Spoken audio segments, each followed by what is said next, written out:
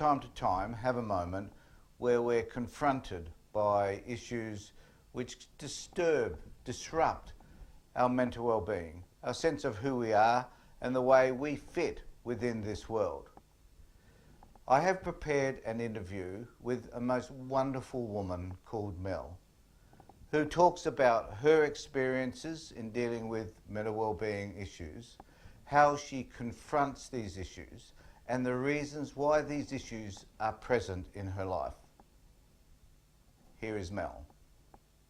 There are plenty of people out there like me who have had to go down this journey, and I am 35 years old, and if I could walk back through my life, there's probably not a single thing I would change, because I know that in the long run it's got me to the place that I want to be, and that's here telling you to just sit back, relax, and just disengage from all the paraphernalia that you were told. I was involved in many different things. I was in drama, dancing, I played the flute. I had so many desires to become a speaker and a journalist. And along that path, I just found that I couldn't be truthful. And yeah, that's I have been in and out of the psych wards. I have been afraid of my own mind, deeply afraid of my own mind. And as harrowing experiences it has been, I have just realized that it has brought me to the place where I want to go. And I was 16 years old when my life started to unravel. I was speaking to a counsellor at the time who had my best interests at heart, and there was another person that kind of railroaded me and got into my mind. And it wasn't until I was 25 years old when I saw him in a cafe, and he grabbed my hands and he gazed at me longingly, and he said, "You are so beautiful." And I knew then that I had put my faith in someone that wanted to not so much educate me or send me down the path that I need to go on. He just wasn't truthful. He had no integrity. And I went in and out of the psych wards. I spent 3 months on a couch when I was 27, coming to terms with the fact that this man, who I do not want to talk about or I want to name, just stole away my innocence. And there's a big part of me that can't explain how much I am trying to express that you know who you are. You know damn well who you are. And there's no one that can take that from you. No psychiatrist, no mental health system, no person that puts you on a pedestal. You are you. And I'm sort of scared to open up about that, because he just stressed me out to no end, and all I wanted as a little girl was to make my mum happy and to stop her feeling depressed. And I tried my best, but I couldn't. And she got taken away by the system that didn't quite understand her and didn't understand her heart and her soul and how much compassion she had for the world. I just wanted desperately to make her happy. And I look back now and I turn myself inside out trying to set everything straight, because I just was an empathic child that loved being giving and being thoughtful and sharing stories and laughing and dancing. And my mum just struggled because she got subjected to the system that doesn't quite understand people. All they understand is systems and medical bullshit. And ECT, I just don't believe works. I don't believe it works. My mum had ECT when I was a little girl, and I just remember being at my grandmother's house at my Nana and Pa's, standing in front of the door, just crying my eyes out, just wanting to go there, just wanting to shift her out of this mindset that she was in. And it broke my heart. It just literally broke my heart.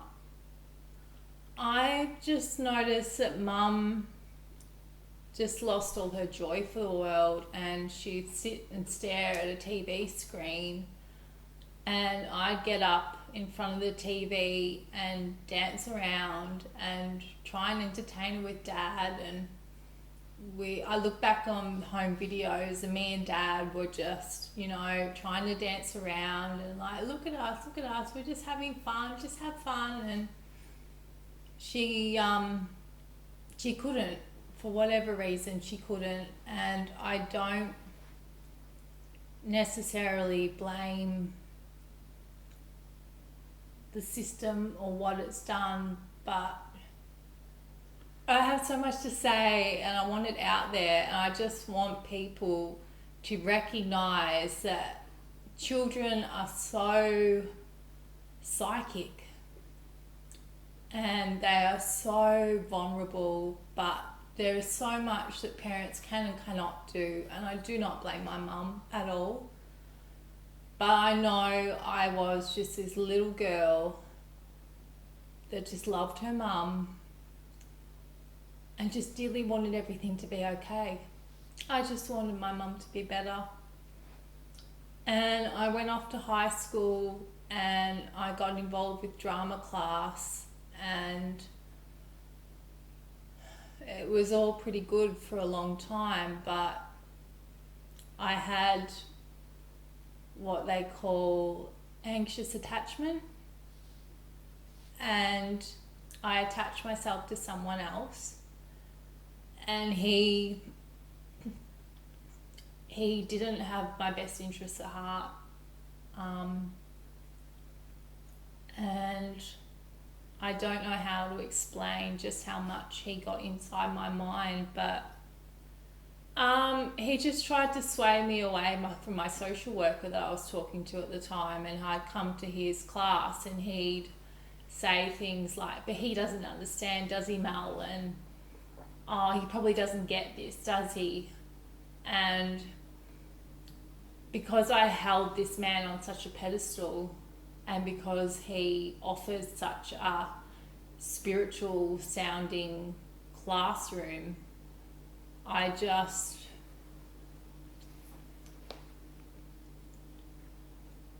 didn't talk. I didn't talk to my social worker, and I was so afraid. I was just so deeply afraid, because what happens, I believe, to the child's mind is that this biological way of functioning blocks what the child is afraid of, because the brain wants to block it out, and it did. It blocked it all out.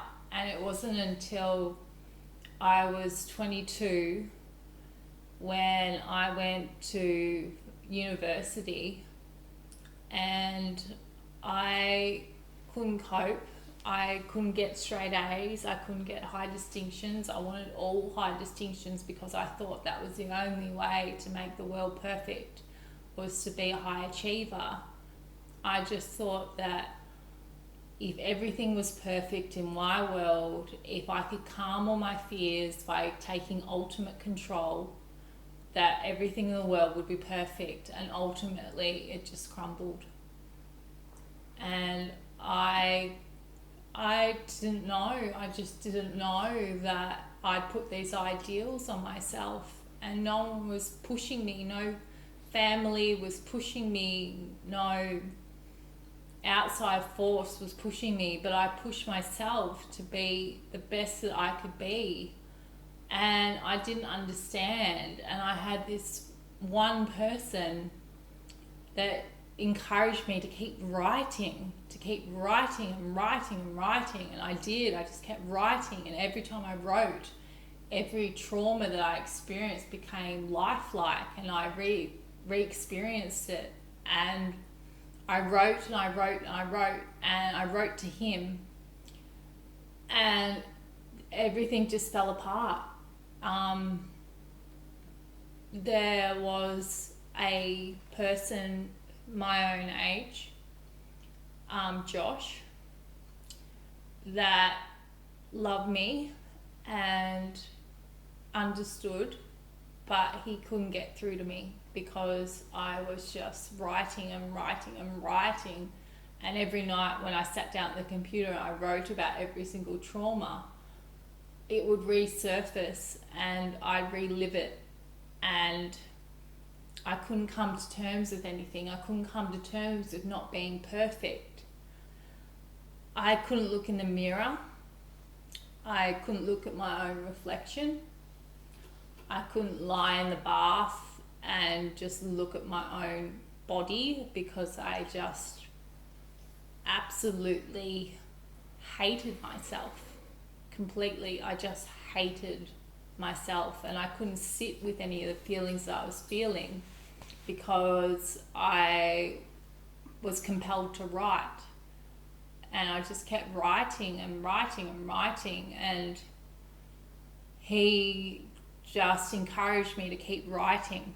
Keep writing, Mel, keep writing. You'll find your way, you'll get it, you'll find your way, keep writing. And then literally when I was 25 years old, and I walked into a cafe in Echuca, where I'm from, and there he was with another one of his colleagues, and he sat down in front of me, and he grabbed my arms, and he just gazed at me like he wanted to fuck me, basically. And it just did my absolute head in. And I didn't really want this story to be about him, but he was an absolute creep. And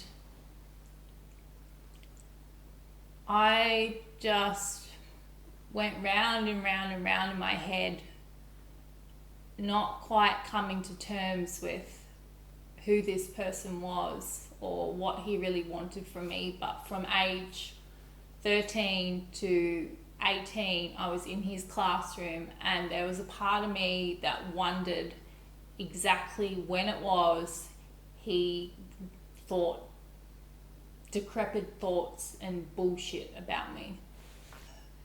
I just don't want anyone else to be the victim of feeling like everything in your world is chaos, because my parents did the best job they knew how to do, and so did my grandparents and everyone around them. They did everything they could do. But here I was, just this silly, naive, overly emotional girl that wore her heart on her sleeve. And I just didn't know who to turn to. And I couldn't explain that in the system. I couldn't explain how I was feeling, because it would have literally made no sense to anyone, because he never laid a finger on me. But I just remember being in a ward when I was 27, doped to the hilt on drugs that was supposed to set me level, lying there, drooling on the couch, watching MTV, just hoping to God that something happened and somehow everything was making sense. But then I'd go off to talk to a psychiatrist who just thought everything was funny, and she laughed at nothing. And I'd go in there and she'd just be on her high horse laughing at nothing, and she'd say to me, "Oh Mel, if you want to be hydrated, drink more coffee." And I'm like, you dead shit. I just thought, my God, really? Like, no, you don't drink lots of coffee to stay hydrated. You drink water, you absolute twat. And it's just, I entered into the psychiatric system as a 22-year-old when I was at university, and I was doing literature and journalism. And I pulled back because I didn't want to slander people, and I didn't want to go into a newspaper that talked about propaganda and politics and who runs the newspaper and what we're supposed to say. And basically, I got lost.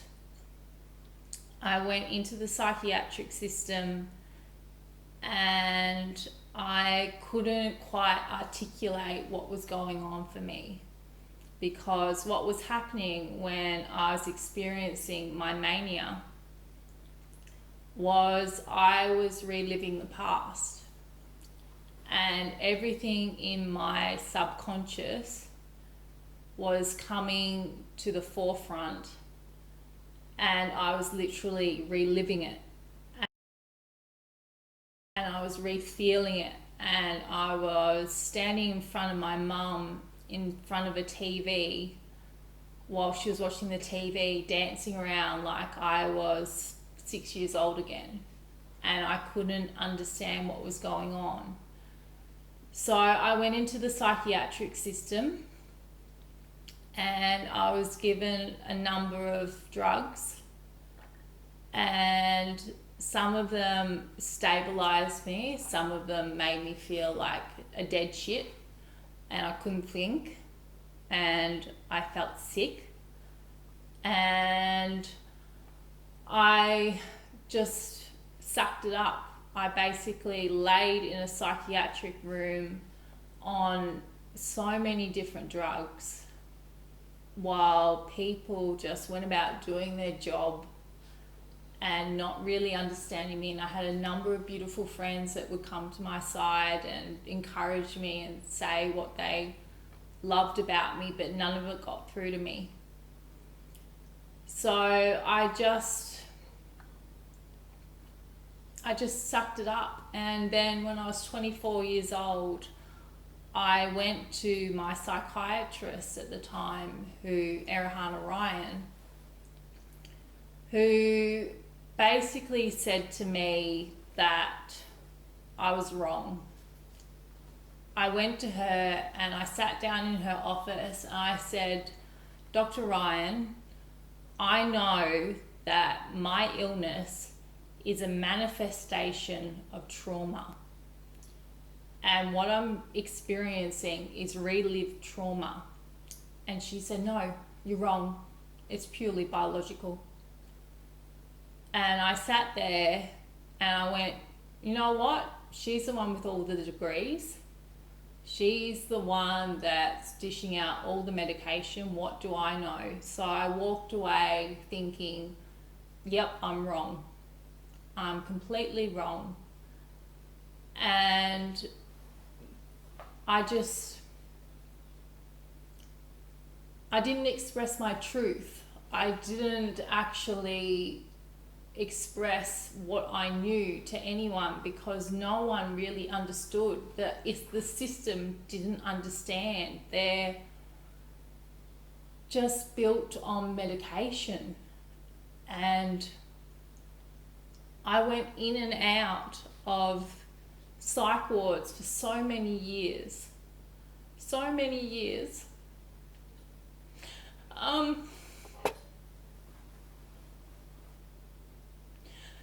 And no one really got it. No one really got what I was talking about because I was just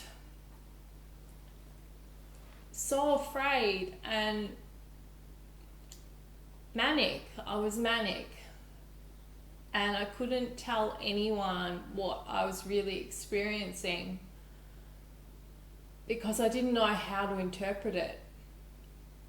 I didn't know what to say or who to say it to because they just didn't get it. And I remember being in a den in Melbourne when I was 25 and I come home from Portland to go back into the psychiatric system, and no one gave a damn about what I was trying to say. I remember being in a room that reeked of urine and I couldn't open the window for fresh air because everything was barricaded shut, and I couldn't open the door either because I was shit scared of every single other person in there. And they just left me to my own devices. And when I went up to the office to say, you know, what was going on, they said, we can't adhere to your high standards. And they weren't high standards. All I wanted was fresh air in a shithole of a room. And I couldn't breathe. I couldn't breathe. Everything stunk of urine. Everyone got up in the middle of the night to piss all over the floor. And all I wanted was fresh air, but all I got given was a woman saying, we can't adhere to your high standards. How do you think that impacted your mental well-being? I think it just made me more afraid. I think I just retreated more into my shell. I just looked at them and went, you seem to know something about me and you know that I have high standards. But they stood behind a barricaded wall and delivered their insights through a little hole in the glass.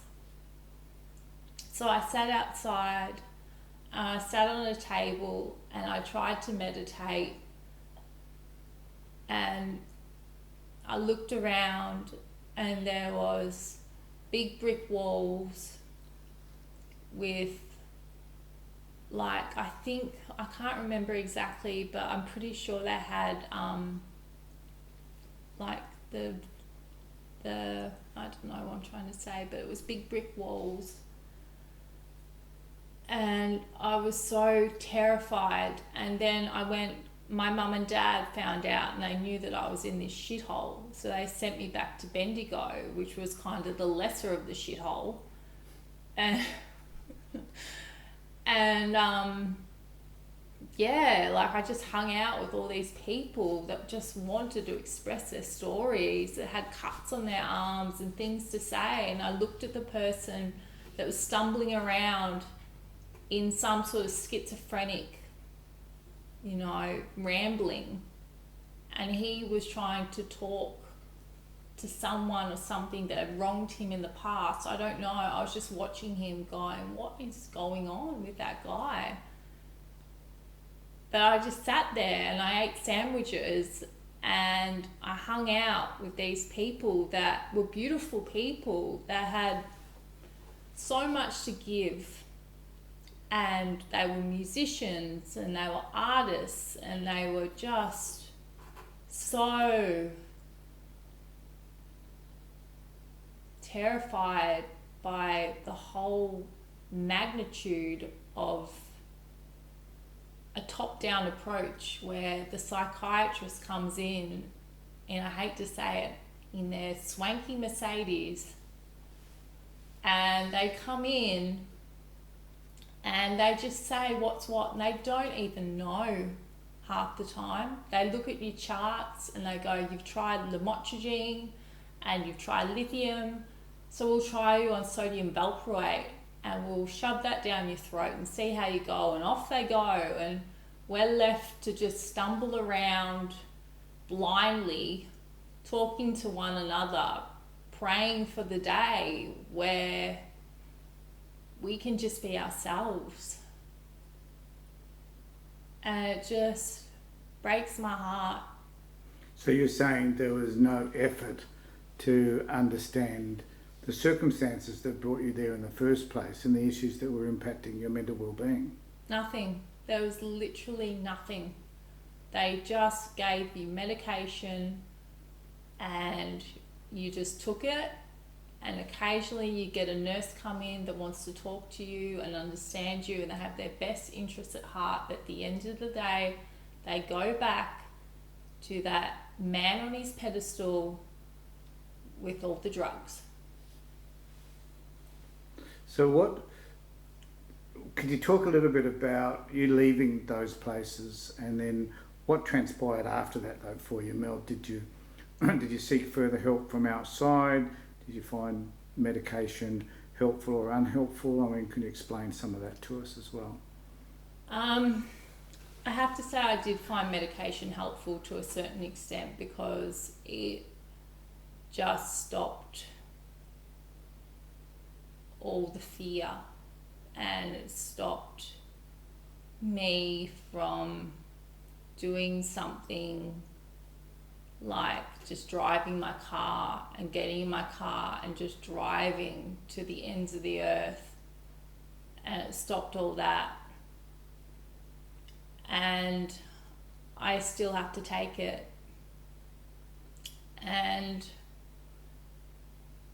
I don't like taking it, but I know that I have to take it.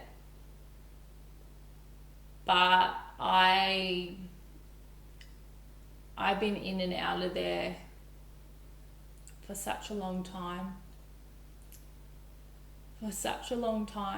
And are you fearful of having to go back? oh God, yeah. I'm so shit scared of going back into a psych ward where I just fester in my room. And there have been times where I have just cold turkeyed all the medication, thinking I'd be okay, but every medication's got their withdrawal effect, and I've just,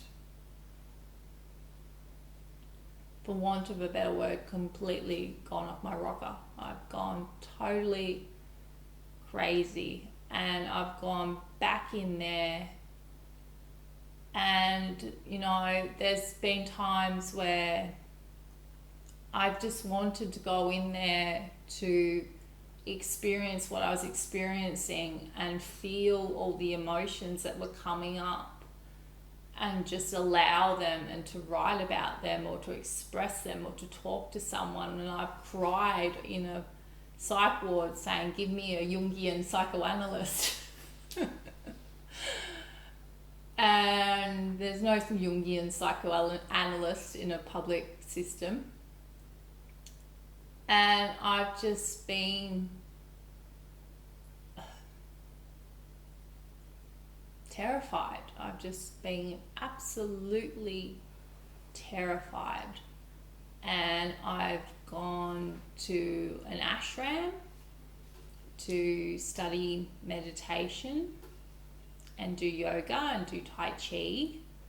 But the old geezer told me my name was Pritam, which means the loved. And I'm like, you're not getting anything off me, dude. And I just went, oh, this isn't it either. I'm searching for this kind of place where I can just be free. But when I went into there, it was all about setting people up with other people to have sex, because that's what an Osho ashram is. And it's just, oh my God, like, you know, I've just kind of gone to this paradise in Byron Bay and just kind of looking to find myself when, you know, some 82-year-old man has a 35-year-old lover, and he's got his wife that lives there as well. And I know damn well that they're all getting jiggy with it. And I'm caught up in the middle of it going, this isn't it. This isn't what I'm looking for. This is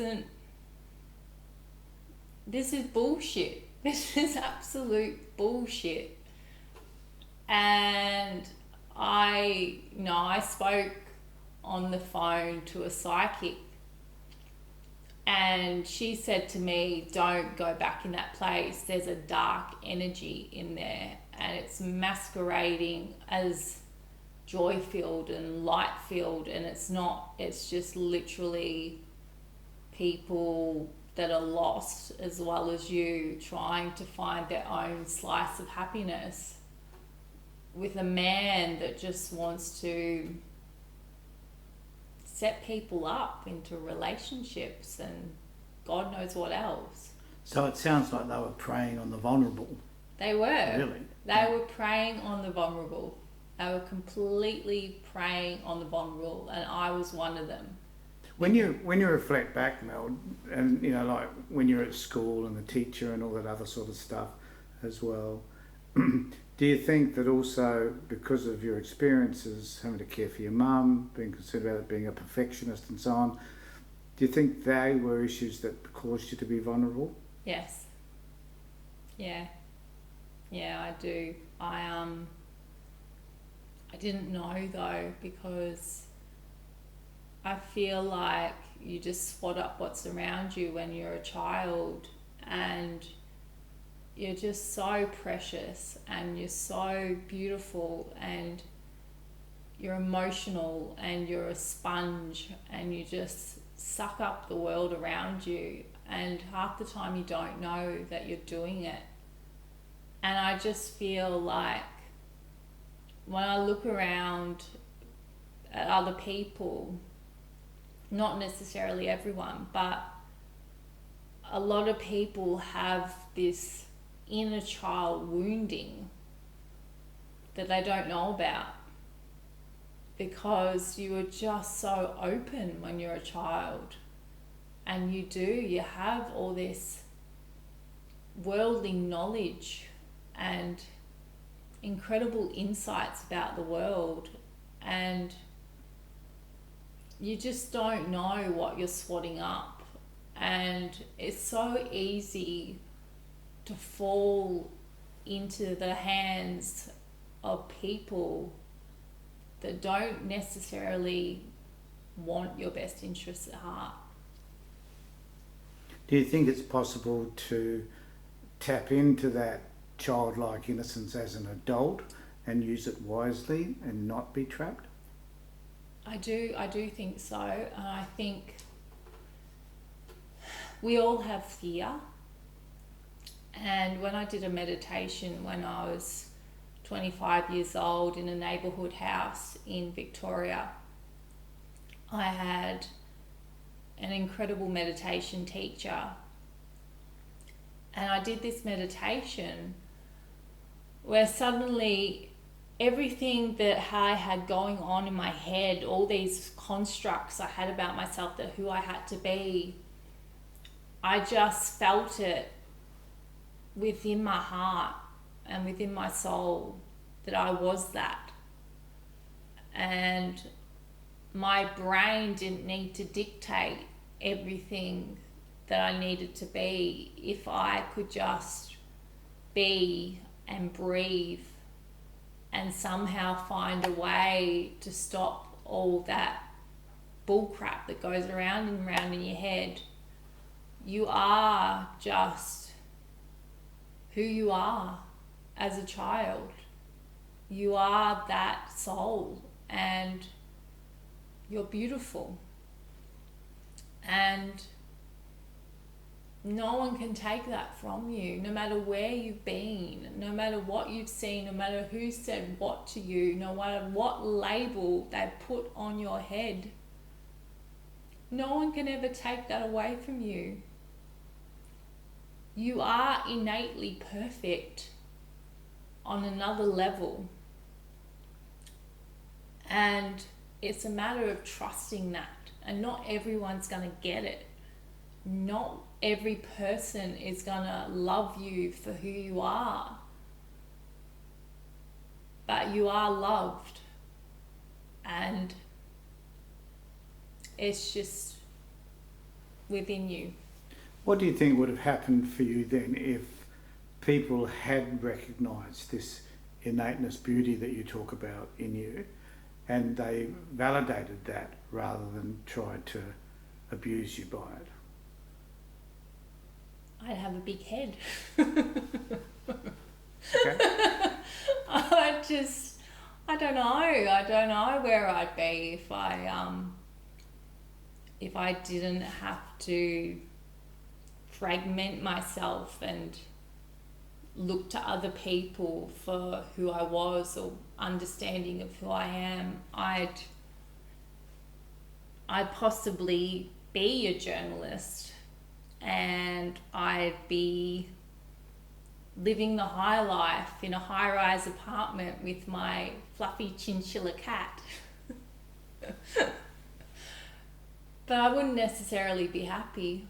I don't know. I don't know. I could be working to deadlines and I could be rummaging up stories that didn't have my true integrity or my soul. And sometimes I don't necessarily want to think about that because, like, life happened and I am who I am and this is me. So just finally, where to do you think from here for you, given all of your experiences? I need to write, and that scares the living shit out of me. Because of when you did the writing previously and around the traumas that it Yeah, I'm a brought little to bit mind? scared that if I go back into all that, I might start reliving trauma. If I sat down and I took an objective viewpoint and wrote about every single dark, shitty tunnel that I've been down, whether or not it would bring forth all the memories and all the pain, or whether I can just write about it and let it go and go, that's my journey and that's my life. And I met so many people along the way that just don't know how to forgive themselves or forgive other people or work with what they've got and just move forward. Because, you know, I have a friend that said to me that if you keep going into your past, you give energy to it and it pulls you back in there. And yeah, I don't know. I don't know where I go. I don't know. So what would you like to say to anybody who's watching you now about how they could deal with the mental well-being issues in their lives? Oh God.